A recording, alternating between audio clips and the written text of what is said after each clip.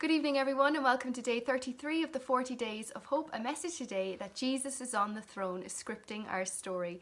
I've actually taken that title directly from a sermon that I was listening to during the week when I was cooking dinner.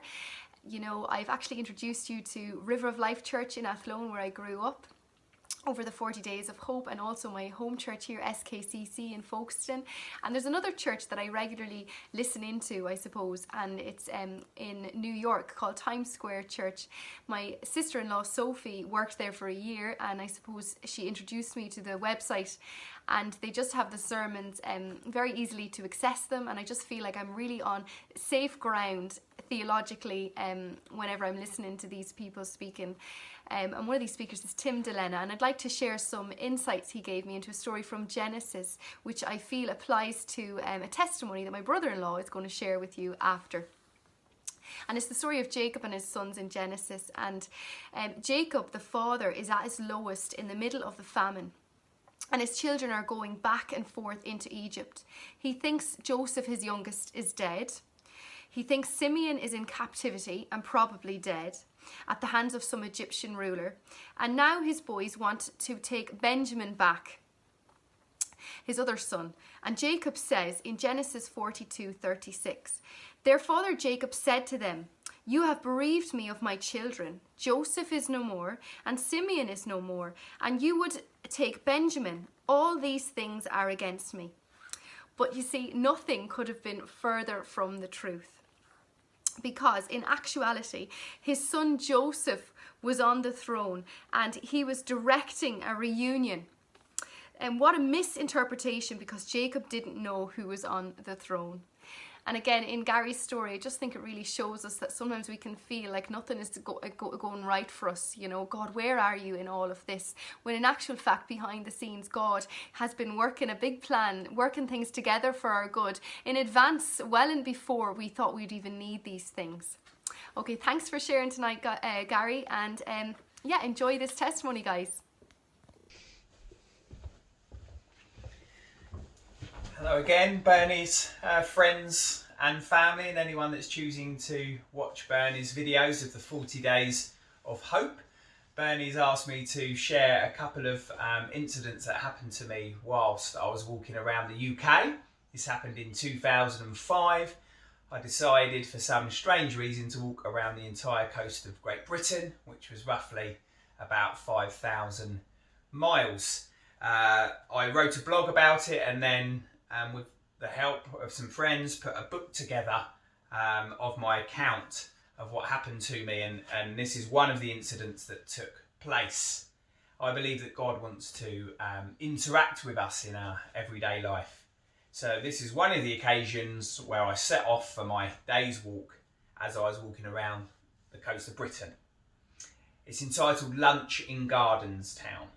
Surely I'm not alone in having the occasional can't be bothered morning where you wish you'd not woken up. My misery was compounded when I drew back the curtains to see the rain coming down in sheets. It took every ounce of my willpower to get out of the door. I'm convinced that within just a few minutes I was more sodden than any proverbial drowned rat. The inclines around Banff were spectacularly energy-sapping and the scenery incredible. It was great. But enough was enough, especially when I realised I had neglected to load up with a packed lunch or sort out my route for the day. I had one of these clever GPS maps. The fact that it was entirely my own fault did not improve my attitude either. I trudged along mindlessly, moaning at God the whole time, which makes you feel a whole load worse because he's completely and utterly perfect. Lunchtime found me hungry, wet and cold, and there was not a pub in sight. I was beat up outside and in, close to tears and feeling alone and rejected. I saw a sign saying Gardenstown 1 mile. My GPS insisted that this hamlet had an inn. So I took the extra detour, all 1,760 yards of it, and no pub could be seen. So I popped into a little post office, which was actually open, and made inquiries. "Sorry dear, there used to be one, but it's not there anymore, and everything else is closed for the day. I dragged myself out, dejected and soggy.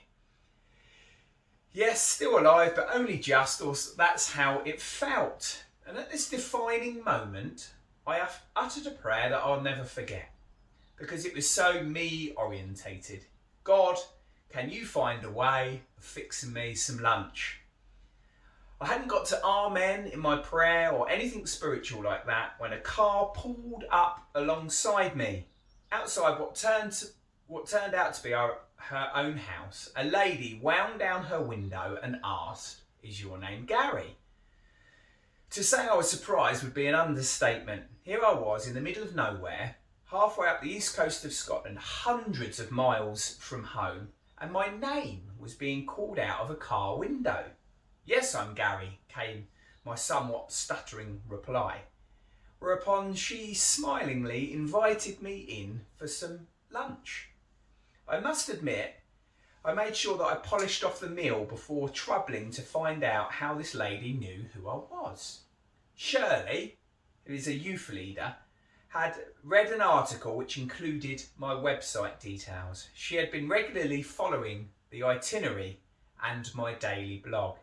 Even though she knew I wasn't scheduled to pass her way, Shirley had woken up that morning with the prayer that she would get a chance to bump into me so she could fix me some lunch. And that's just an amazing answer to prayer that I prayed. God, can you find a way of fixing me some lunch? A complete and utter stranger offered me some lunch. I ended up round our house, had some lunch, and I was on cloud 9 after that, a miraculous answer to prayer. Thank you for listening.